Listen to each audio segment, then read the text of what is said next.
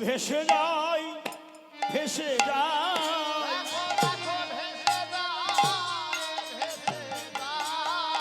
গোরে ভেসে যাই ভেসে যাই ভেসে যাই ভেসে যাই বলি আমার আমার গোরা নাই ভেসে যাই ভেসে যাই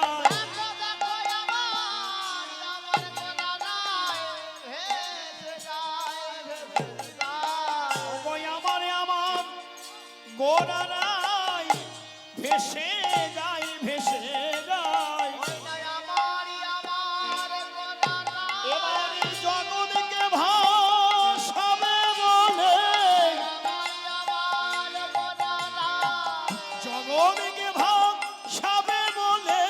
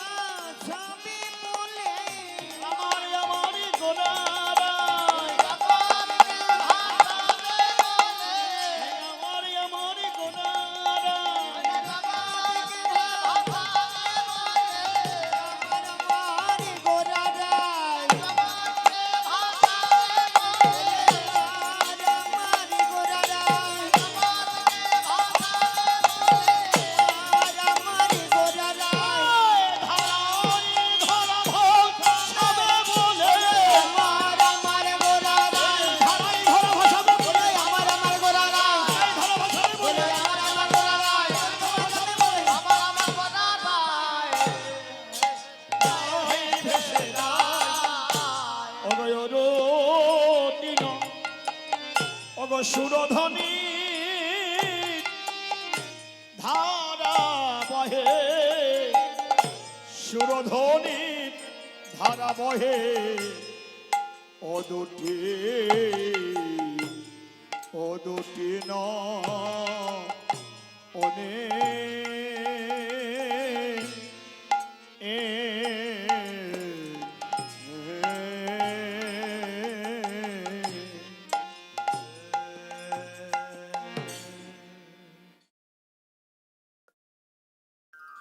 জয় হৃদয়, জয় গৌর হরি। উপস্থিত ভক্তমণ্ডলী, আমার গৌর ভক্ত বাবাদের চরণে, গৌর ভক্তিমতী মায়েদের চরণে, সাধুগুরু বৈষ্ণবী শিবাদ পদ্মে আমি জানাই ভক্তিপূর্ণ শত সহস্র প্রণাম।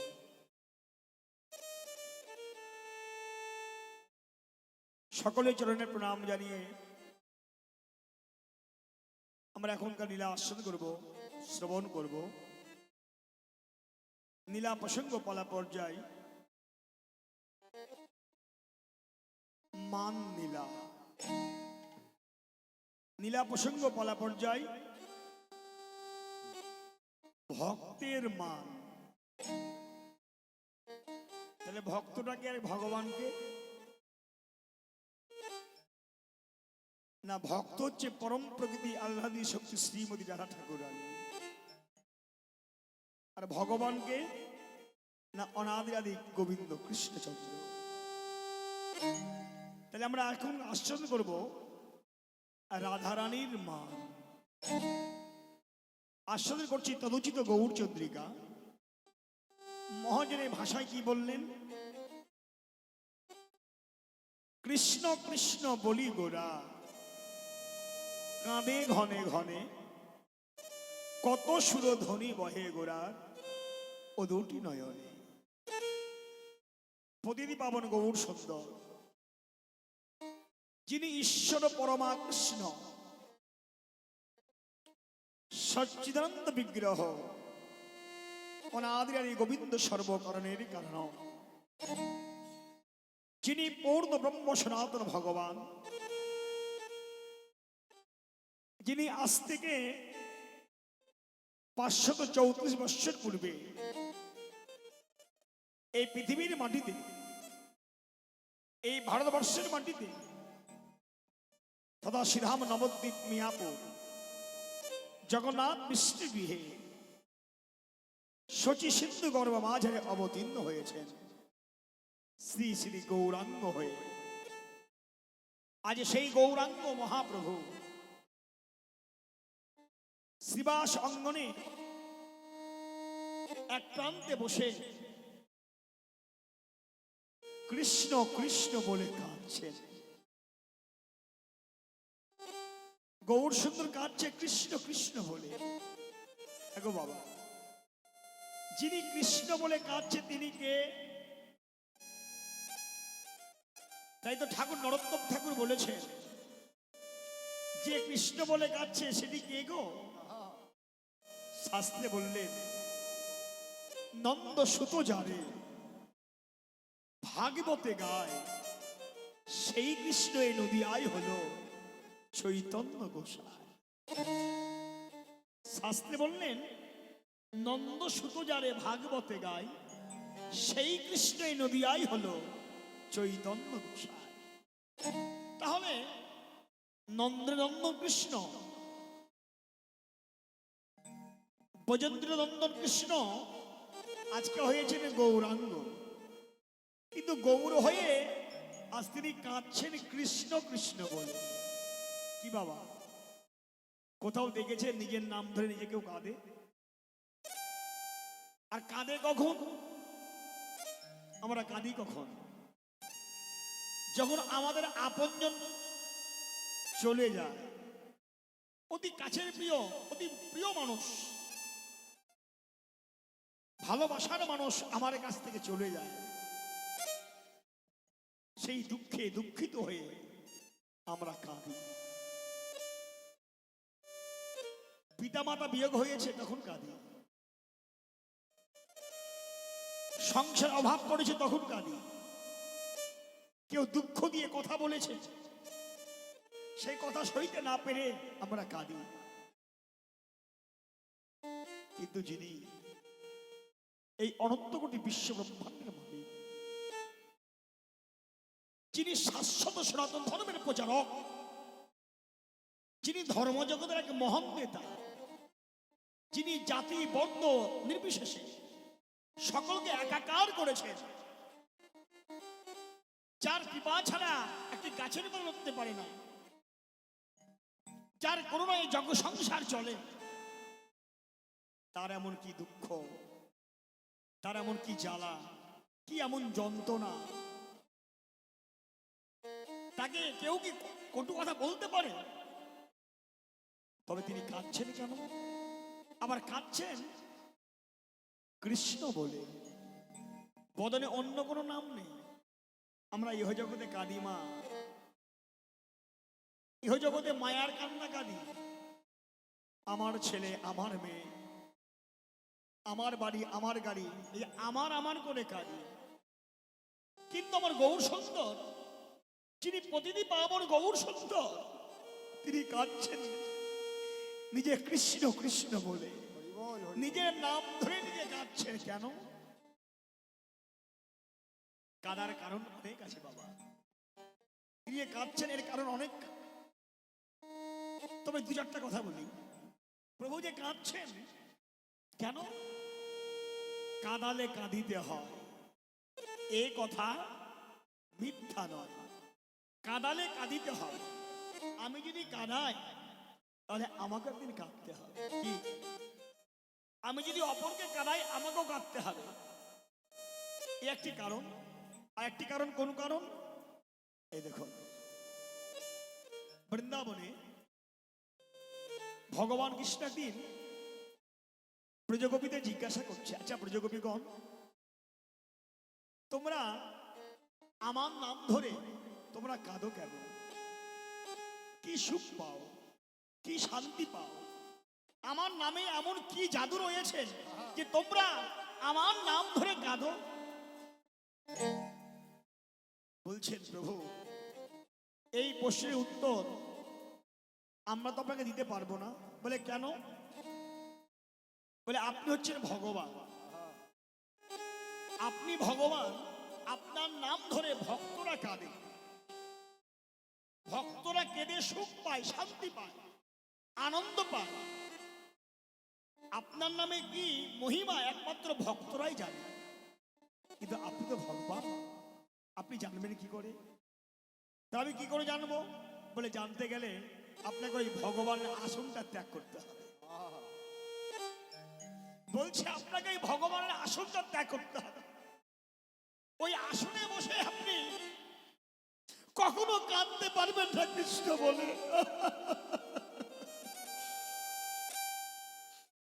যেই ভগবানের আসনে আপনি বসেছেন, সেই আসনে বসে আপনি কখনো কাঁদতে পারবেন। তাহলে আসনটা পরিত্যাগ করে আপনাকে ভক্ত হতে হবে। ভক্ত না হলে আপনি কাঁদতে পারবেন না। তবে ভক্ত শুধু হলে হবে না, ভক্ত হলে বিশুদ্ধ ভক্তের চরণ ধরতে হবে। হরিবল হরিবল। বিশুদ্ধ ভক্ত, সেই বিশুদ্ধ ভক্তের চরণ না ধরতে গেলে আপনার প্রেম ভক্তি জাগবে না, অন্তরে কৃষ্ণ প্রেম জাগবে না। তাহলে বিশুদ্ধ ভক্ত কোথায় পাবো? বলে হ্যাঁ, বিশুদ্ধ ভক্ত আছে কে? আমাদের পরম প্রকৃতি আহ্লাদনী শ্রী শ্রী রাধা ঠাকুর রানীর চরণ ধরতে হবে। বৃন্দাবনে তিনি হচ্ছে পরম ভক্ত। ভগবান অঙ্গীকার করলেন, বেশ। হরে কৃষ্ণ বাবা, দেখুন আজকে আপনাদের এখানে আমি কীর্তন করতে এসেছি কেন? যদি আমার বাড়িতে অনেক টাকা থাকতো, আমি যদি কোটি কোটি টাকার মালিক হতাম, আমার যদি কোনো অভাব না থাকতো, তবে আপনাদের কাছে আমি আসতাম না। কি? ঘরে বসে ভজন করতাম, ঘরে বসেই আমি সাধন ভজন করতাম। কিন্তু দুটো পয়সার জন্য, এই দেখুন, দুটো অর্থের জন্য আপনাদের সামনে এসে আমি কীর্তন করছি। কেন? যে আমার কাছে সেই ধনটা নাই। কি? সেই ধনটা নাই। যদি সেটা আমার থাকতো তাহলে আমি আসতাম না। এখন ব্রজগোপীরা ভগবানকে বলছে যে আপনার কাছে সব আছে, কিন্তু আপনার কাছে একটা জিনিস নেই। কি নেই? প্রেম ভক্তি নেই। আপনাকে যে প্রেম ভক্তি নেই, তাহলে এই প্রেম ভক্তি পেতে গেলে আপনাকে ওই সিংহাসন ছেড়ে, ভগবানের আসন ছেড়ে আপনাকে নামতে হবে ঠিক নিচে। কোথায়? না পথে দাঁড়াতে হবে, কাঙাল হতে হবে। আর কাঙাল না হলে আপনি সেই বস্তু পাবেন না। ভগবান অঙ্গীকার করলেন, আর নয়, তবে আমি আগত কলিযুগে আমি ভক্ত হয়ে যাব। তিনি কি করলেন গো? বললেন বিশুদ্ধ ভক্তের চরণ ধরতে হবে। বিশুদ্ধ ভক্তকে না বৃন্দাবনের রাধারানী, রাধারানীর চরণ ধরলেন। রাধারানীর চরণটা ধরতে গিয়ে দেখুন, রাধারানীর চরণ স্পর্শ করতে গিয়ে গোবিন্দের অঙ্গটা হয়ে গেল কি? গোবিন্দের অঙ্গটা হয়ে গেল সাদা, কালো বর্ণটা ঘুচে গেল। দেখুন, কালো বর্ণ ঘুচে গিয়ে হয়ে গেল গৌর বর্ণ। ভক্ত মানে রাধারানীর চরণ ধুলি অঙ্গে লেপন করেছে। রাধে, তোমার চরণ ধুলি আমাকে দাও। ওই চরণ ধুলিটা অঙ্গে লেপন করেই তার সাদা অঙ্গ, ওই কালো অঙ্গ সাদা হয়ে গেল। আর যখনই সাদা হয়ে গেছে, ফর্সা হয়ে গেছে, গৌরবর্ণ হয়ে গেছে, তখনই কৃষ্ণ আমার বললেন, যদি আমি এক ভক্তের চরণ ধরে, একটি বিশুদ্ধ ভক্তের চরণ ধরে যদি আমার কালো অঙ্গ ঘুচে যায়, না জানি আগত কলিযুগে সেই বিশুদ্ধ শুদ্ধ ভক্তের চরণ যদি ধরতে পারি, তবে না জানি আমার এই দেহের মধ্যে পাপ তাপ জ্বালা যন্ত্রণা সবই দূরীভূত হয়ে আমি ভক্ত হতে পারব। তাই ভগবান অঙ্গীকার করলেন, আমি আগত কলিযুগে আমি আর ভগবান হয়ে যাব না, আমি যাব ভক্ত হয়ে। এই দেখুন, সেই ভক্ত হয়ে গিয়ে আমি ভগবানের নাম আস্বাদন করব। তাই তো সেই প্রতিটি পাবন গৌর সুন্দরী আমার এই কলিযুগে তিনি ভগবান হয়ে আসেননি, এলেন ভক্ত হয়ে। ভক্ত হয়ে এলেন। আসার আগে রাধারানী বললেন, ওগো বধূ, ওই ধরাধামে তুমি যাবে, তবে আমায় তুমি নিয়ে চলো। তুমি যাবে? হ্যাঁ আমি যাব। কেন জানো? তুমি যখন ভক্তের দাঁড়ে দাঁড়ে ঘরে ঘরে ওই ধুলাই পরে গড়াগড়ি দেবে, তোমার কমল অঙ্গে কত ব্যথা পাবে আমি সব সইতে পারি, তোমার অঙ্গের ব্যথা সইতে পারি না। ওগো বধূ, আমি যদি তোমার সঙ্গে যাই, তবে জানো তোমার সঙ্গে আমি যাব ঠিক, কিন্তু আমি থাকবো এবার বাইরে, আর তুমি থাকবে আমার অন্তরে। অন্তরে কেন জানো? তুমি থাকবে বাইরে আর আমি থাকবো অন্তরে। রাধা কৃষ্ণ একই আত্মা, দুই দেহ ধরি, অনন্যে বিরসে রস আস্বাদন করি, আস্বাদন করি। সেই দুই একে চৈতন্য গোসাই, ভাব রস আস্বাদিতে নদিয়ায় হলেন এক কোঠায়। নদিয়ায় হলেন এক কোঠায়। রাধা কৃষ্ণ মিলিত তনু নদিয়ায় হলেন গৌরাঙ্গ। এই দেখুন, রাধা কৃষ্ণ মিলিত তনু বলে গোবিন্দের গো আর রাধার রা, দুই নিয়ে হলো গোরা। আর সেই গৌরাঙ্গ মহাপ্রভু আজকে শিবাস অঙ্গনের মাঝে ভক্তগণ সঙ্গ ছেড়ে দিয়ে একাকিনী হাউ হাউ করে ডুকরে ডুকরে কৃষ্ণ কৃষ্ণ বলে তিনি কাঁদছেন।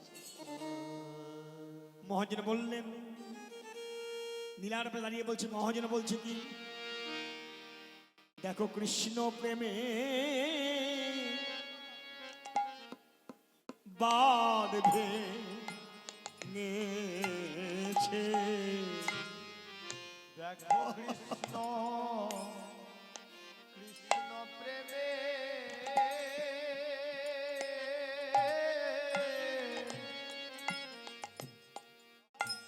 প্রভু আমার বাদ ডেকে।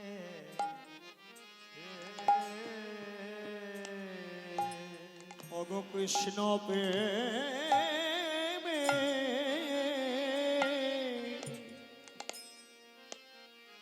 কৃষ্ণ প্রেমের বাঁধ ভেঙেছে।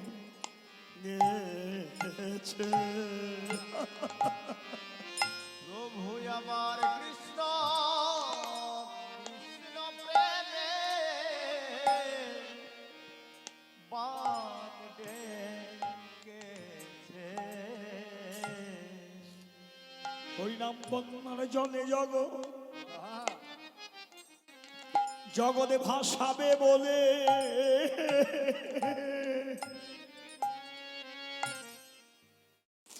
কৃষ্ণ প্রেমে বাঁধবে গেছে। ওই না বন্যা গৌর হরি বল হরি বল হরি বল। আর জলে প্রভু জগৎ ভাসাবে বলে কৃষ্ণ প্রেমে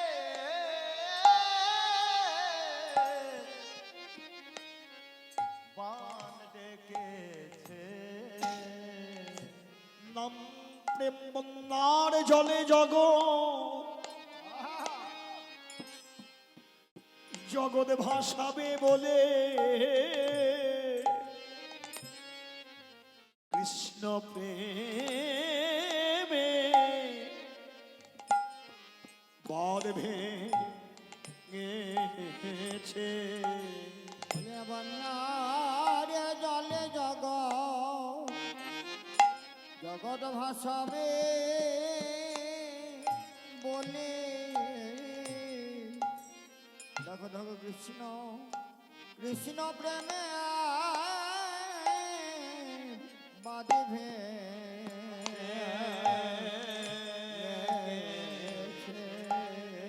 হরিনাম বন্যার জলে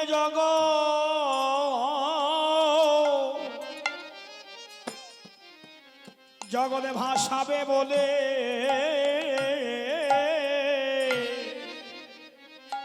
ওগো কৃষ্ণ প্রেমে বাঁধবে গেছে।